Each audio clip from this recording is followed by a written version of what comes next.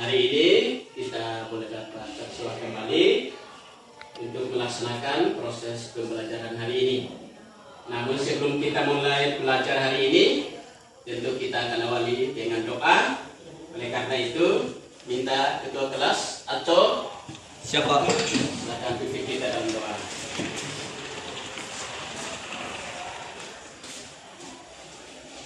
Baca teman-teman, sebelum kita berdoa dan menyanyi lagu Puji Cinta Keluarga Tuhan. 1, 2, 3. Puji cinta keluarga Tuhan.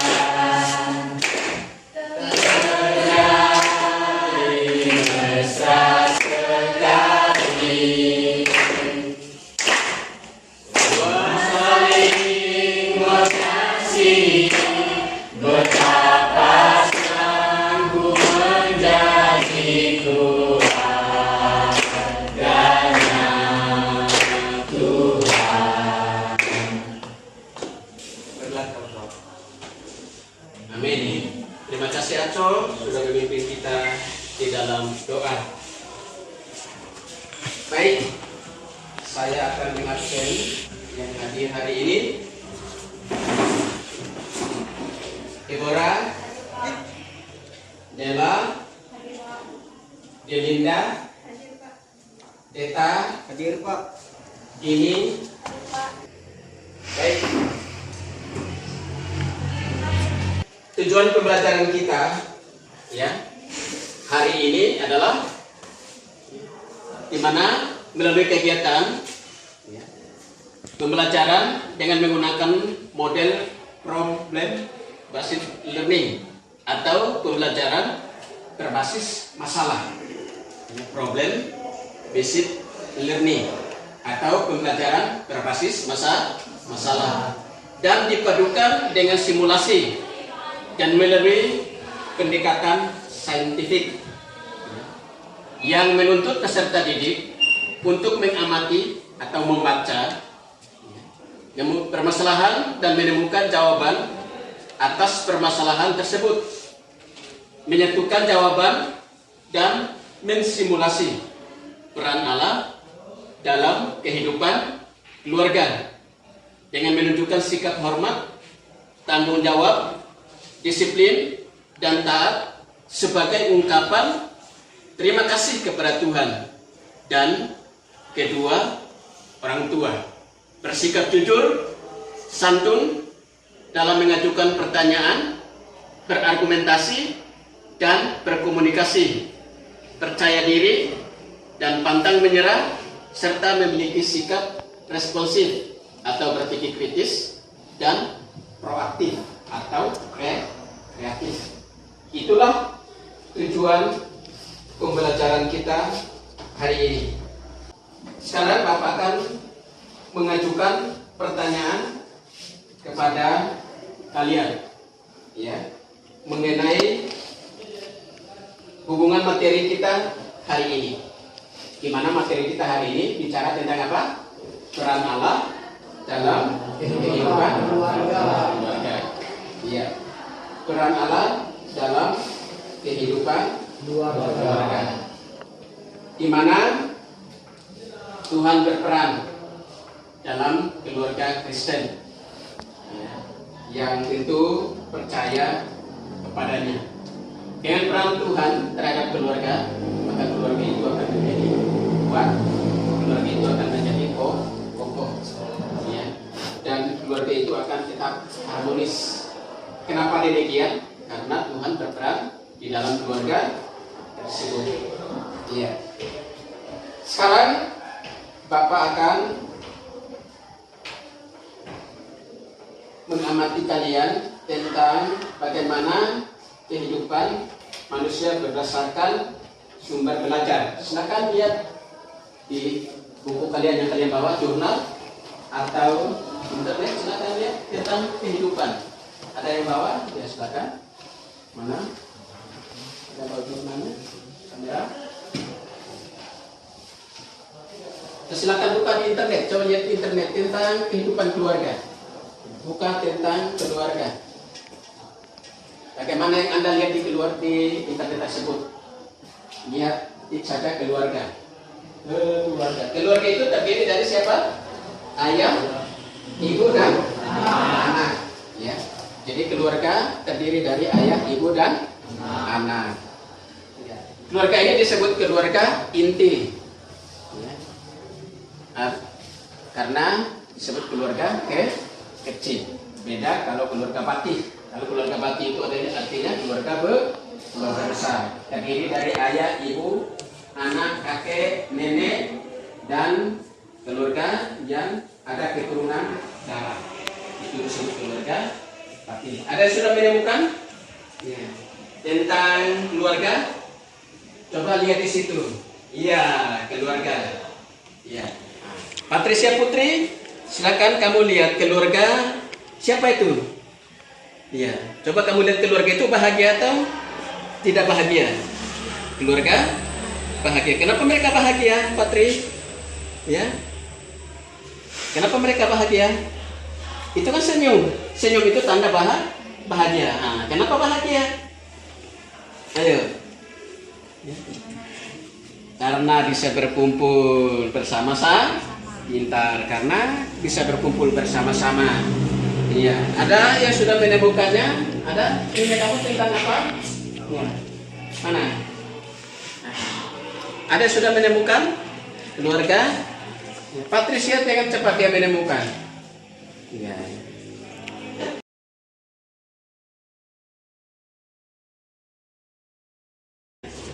Lihat gambar keluarga. Nah, ini kamu. Lihat gambar itu, gambar siapa itu?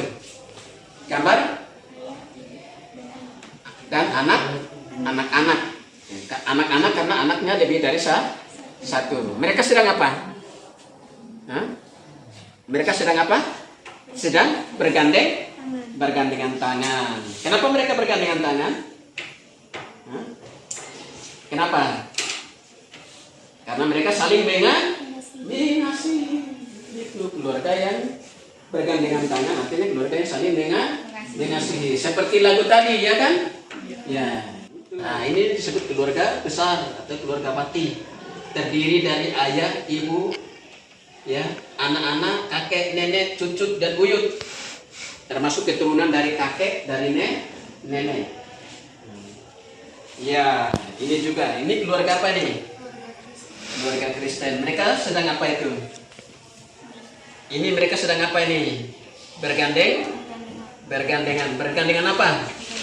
Bergandengan tangan. Kenapa mereka bergandengan tangan?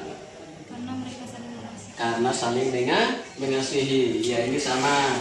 Ya, sama juga. Mana punya kamu? Ini punya dia yang beda, Patricia.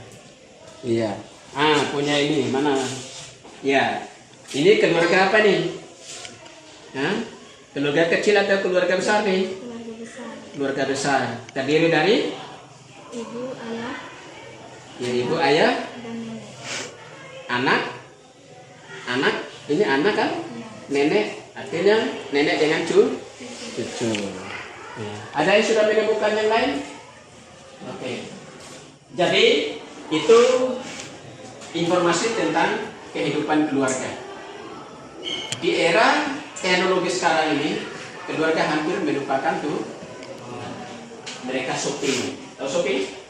Jalan-jalan ke mall, ya, belanja sana, belanja sini, beli apa yang mereka inginkan untuk memuaskan keinginan mereka. Itu kalau keluarga zaman sekarang. Keluarga zaman sekarang sudah tidak lagi mengasihi Tuhan.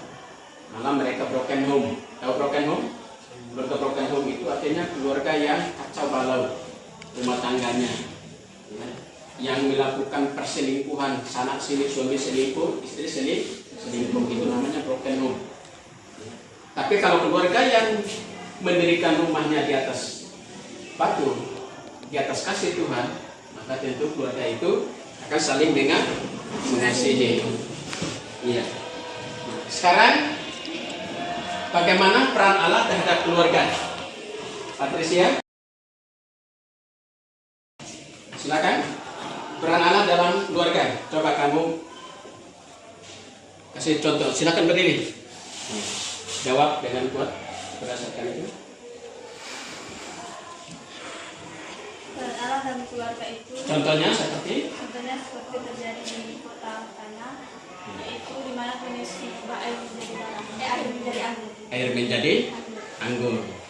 Itu merupakan mujizat pertama yang dilakukan oleh Yesus. Ya, terima kasih. Silakan duduk. Itu adalah wujud peran Allah. Terjadi di kota Kana, di mana Tuhan merubah air menjadi anggur.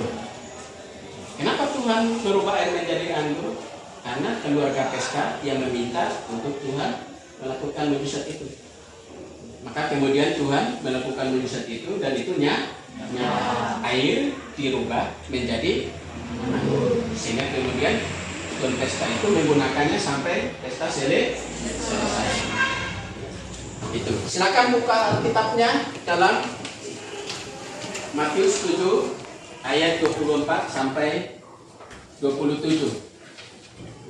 Kita akan menggali bagaimana peran Allah terhadap keluarga. Sudah menemukan semua? Silakan baca 1, 2, 3. Setiap orang yang mendengar perkataanku ini dan melakukannya, ia sama dengan orang yang bijaksana yang mendirikan rumahnya di atas batu. Kemudian turunlah hujan dan datanglah banjir. Lalu angin melanda rumah itu, tetapi rumah itu tidak rubuh, sebab didirikan di atas batu. Tetapi setiap orang yang mendengar perkataanku ini dan tidak melakukannya, ia sama dengan orang yang bodoh yang mendirikan rumahnya di atas pasir. Kemudian turunlah hujan dan datanglah banjir. Lalu angin melanda rumah itu, sehingga rubuhlah rumah itu, dan hebatlah kerusakannya. Iya. Itu gambaran keluarga. Seperti batu dengan pasir. Gambaran keluarga itu seperti batu dengan pasir. Keluarga kuat itu melambangkan lambang batu. Karena batu itu pasti kuat. Karena rumah tangga, rumah bangunan, kalau dibangun di atas batu, maka rumah itu akan berdiri kokoh, kuat. Datang badai, rumah itu akan tetap kuat. Nah, dalam bangunan rumah itu tentu ditempati keluarga, yaitu suami istri atau ayah dan ibu, termasuk juga anak-anak. Nah, yang kedua, kalau keluarga mendirikan rumahnya di atas pasir, ini melambangkan tentang ketidakkekuatan keluarga. Karena keluarga ini hubungan mereka tidak akan harmonis. Ya, datang badai, keluarga ini pasti berantakan, kacau, ya, dan mereka pasti bercerai. Dan itu terjadi. Kenapa ini terjadi? Karena keluarga ini mendirikan rumahnya di atas pasir. Anda pernah lihat pasir? Di mana? Di sungai. Di sungai, di pantai ada pasir kan? Anda pernah main-main pasir? Mainan apa di pasir itu? Iya, itu buat rumah, buat jembatan, ya kan? Tapi kemudian Anda menyiramnya, tentu bangunan yang Anda buat dari pasir itu tentu hilang. Kenapa? Karena itu pasir. Tapi kalau menggunakan batu, Anda merancang bangunan itu menggunakan batu, biar Anda siramnya tetap akan kuat. Karena batu tidak bisa gampang bergerak atau berpindah. Jadi itu adalah bagaimana rumah tangga dibangun di atas batu. Maka Tuhan Yesus mengumpamakan keluarga itu seperti batu dengan pasir. Di antara dua komponen ini Anda pilih yang mana? Yang batu atau yang pasir? Batu. Oleh karena itu Anda harus kuat. Karena Anda ini adalah calon-calon suami istri, calon-calon ayah dan ibu. Betul tak? Ketika Anda berkeluarga, tentu Anda harus mendirikan rumah Anda di atas batu. Artinya Anda mengutamakan Tuhan di dalam keluarga. Karena Tuhan adalah fondasi dalam rumah tangga. Karena Tuhan akan menyatakan kasih-Nya terhadap keluarga. Ketika keluarga cocok antara suami, istri dan anak-anak, maka kasih itu akan ada. Kasih itu akan ada dan kasih itu nyata, yaitu saling mengasihi. Keluarga itu ribut, tapi pada akhirnya rukun. Betul tak? Keluarga itu ribut. Kenapa ribut? Karena berbeda pendapat, berbeda pandangan. Tapi pada akhirnya rukun. Betul tak? Rukun artinya apa? Saling mengasihi. Sekanas harimau tidak makan anaknya, itu enggak? Betul kan? Itu. Demikian juga manusia, pasti dia mengasihi keluarganya, betul kan? Itu. Baik, kita akan pindah pada bagian berikutnya. Silakan. Ya, Bapak akan membagikan bagaimana pengalaman Bapak dengan keluarga. Jadi puji Tuhan, dalam keluarga Bapak memang banyak tantangan. Ya. Apalagi di tahun ini istri Bapak sakit, badannya besar, sekarang kecil karena penyakit. Ya. Namanya penyakit itu pasti menggerogoti tubuh, betul tidak? Dari sehat tidak kuat, jadi tidak sehat. Dari gemuk jadi tidak gemuk terus. Tantangan itu berat sekali. Bapak seolah-olah tidak mampu hadapi. Abang berobat 1 minggu, nginap di rumah sakit, kemudian keserukan 2 kali, nginap di rumah sakit Serukan, ke Pontianak untuk pengobatan istri. Tapi tantangan ini berat. Ya. Tapi di balik tantangan ini saya percaya bahwa di balik tantangan ini ada kemenangan yang Tuhan sediakan. Ada kesembuhan bagi istri Bapak. Dan sekarang istri Bapak sudah dipulihkan, walaupun masih minum obat. Artinya apa? Di dalam kehidupan manusia, tentu perjalanan ini tidak akan mulus, betul tidak? Pasti ada tantangan. Namun kita percaya kepada Tuhan. Di balik tantangan ada kemenangan. Ya. Ada waktu untuk menangis, tetapi ada waktu untuk tertawa. Betul tidak? Ada waktu untuk sakit, ada waktu untuk sembuh. Begitu kira-kira, ya. Dan puji Tuhan, sampai hari ini Tuhan berkati keluarga Bapak, ya, sehingga keluarga Bapak tentu masih berada dalam lindungan Tuhan. Ya. Jadi semua hidup ini harus diserahkan kepada siapa? Kepada Tuhan. Karena Dia adalah pemberi kehidupan. Apa yang Dia berikan kita tidak bisa menolak, betul kan? Sakit kita terima, tidak mungkin kita tolak, kita terima. Tapi Tuhan kasih penyakit, Tuhan juga kasih kesembuhan. Dan kita berdoa pada Tuhan dengan tindakan. Berdoa, ora et labora. Artinya berdoa dan bekerja. Ora et labora, berdoa dan bekerja. Doa Tuhan minta kesembuhan. Tapi Tuhan berkata, pergilah berobat ke dokter. Pergi kita. Dokter suntik, dokter kasih obat, diminum. Akhirnya Tuhan pulihkan. Betul kan? Beda dengan mujizat di Kana. Ya, mujizat di Kana, Tuhan turun langsung. Tuhan hadir langsung pada saat itu, betul kan? Tapi sekarang Tuhan ada di mana? Di surga. Tuhan ada di hadir di kita? Ada? Tapi tidak kelihatan. Kenapa Tuhan tidak kelihatan? Karena Tuhan itu roh. Bukan kudus. Tuhan itu adalah roh. Tuhan itu roh. Karena roh tidak kelihatan. Betul tak? Tapi kita yakin Tuhan ada di tengah-tengah kita? Dari mana Anda yakin? Dari mana Anda yakin Tuhan ada di tengah-tengah kita? Dari mana? Hah?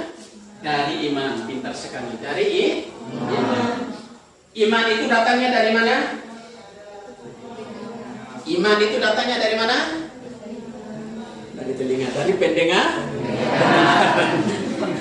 Dari telinga. Dari pendengar? Pendengaran akan apa? Firman Tuhan. Ya kan? Maka kita tadi. Jadi iman itu datangnya dari mana? Pendengaran. pendeta di gereja, ya kan? Percayalah kepada Tuhan, maka kamu akan diselamatkan. Itu melalui pendengar. Selain pendengaran, melalui apa?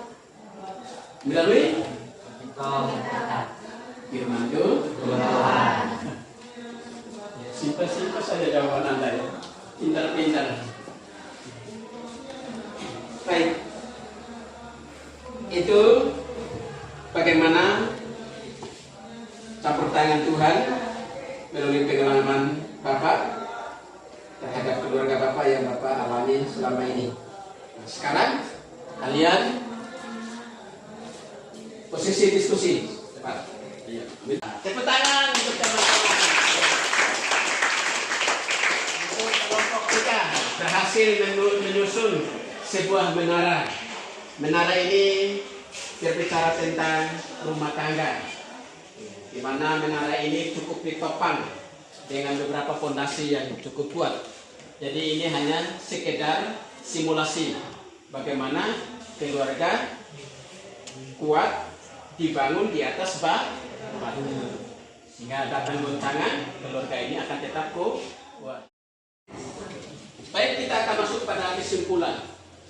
Ya, kesimpulan materi kita hari ini tentang peran Allah dalam keluarga. Siapa yang bisa menyimpulkan? Nah, silakan Bilanto, bangkit berdiri. Tentang peran Allah dalam keluarga, silakan. Peran Allah dalam sebuah keluarga atau kehidupan keluarga dapat kita lihat di dalam contoh Alkitab di Kana, Yohanes pasal 2 ayat 1 sampai 11. Iya. Ketika Tuhan Yesus mengubah air menjadi anggur. Iya. Dan terdapat di dalam kitab yang telah kita baca tadi tentang dua dasar kasih. Yang pertama tentang batu yang melambangkan kekuatan dan pasir yang melambangkan kelemahan. Jadi kesimpulannya pada hari ini, keluarga yang dituntun oleh Tuhan berdiri di atas batu yang kokoh dan kuat. Mungkin itu saja, Pak. Terima kasih. Tepuk tangan. Terima kasih, Bilanto. Itulah kesimpulan yang disampaikan oleh teman kalian, di mana dua macam dasar yang sudah disampaikan tadi terdapat dalam kitab Matius pasal 7 ayat 24 sampai dengan ayat 27 ya, tentang dua macam dasar. Kemudian yang kedua tentang peristiwa di Kana, di mana peran Tuhan nyata terhadap keluarga di Kana. Tuhan merubah air menjadi anggur. Ya, jadi tentu kita percaya bahwa di zaman sekarang keluarga kita juga akan diberkati oleh Tuhan. Berkat itu tidak hanya berupa materi, tapi berkat itu berupa kesehatan, kebahagiaan, sukacita, damai sejahtera, dan sebagainya. Ya, itu adalah kesimpulan dari materi kita hari ini. Baik, kita akan masuk pada penutup hari ini. Tentu saya menyampaikan terima kasih kepada Anda semua, di mana hari ini kita boleh dapat melaksanakan proses pembelajaran hari ini. Dan tentu kita akan berjumpa lagi pada minggu depan dalam pembelajaran berikutnya. Di mana tugas yang akan Bapak berikan, silakan buka bukunya. Anda baca bab berikutnya, yaitu bab 2. Tugas Anda adalah membaca, kemudian meringkas bab 2 tersebut. Paham? Paham. Ya. Baik, terima kasih. Kita akan menutup kegiatan pembelajaran kita hari ini. Bapak akan pimpin kita langsung dalam doa. Semuanya berdiri.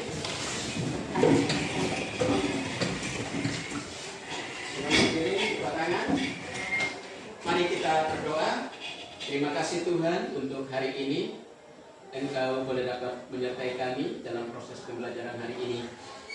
Kiranya apa yang sudah disampaikan kepada anak-anak didik kami melalui materi peran Allah dalam kehidupan keluarga Semoga mereka boleh dapat memahami, mengerti, dan menjadikannya berarti untuk masa depan mereka. Karena mereka, anak-anak didik kami adalah generasi-generasi penerus bangsa dan penerus keluarga, di mana suatu saat mereka akan dibentuk menjadi sebuah keluarga dan akan menjadi keluarga yang penuh dengan kebahagiaan. Terima kasih Bapa, dalam nama Tuhan kami Yesus Kristus kami berdoa. Amin. Silakan duduk. Oke, terima kasih. Kita akan jumpa pada minggu berikutnya. Terima kasih. Sampai jumpa pada minggu berikutnya. Oke. Terima kasih Acol sudah pilih pilihan. Terima kasih semuanya. Oke, terima kasih. Terima kasih.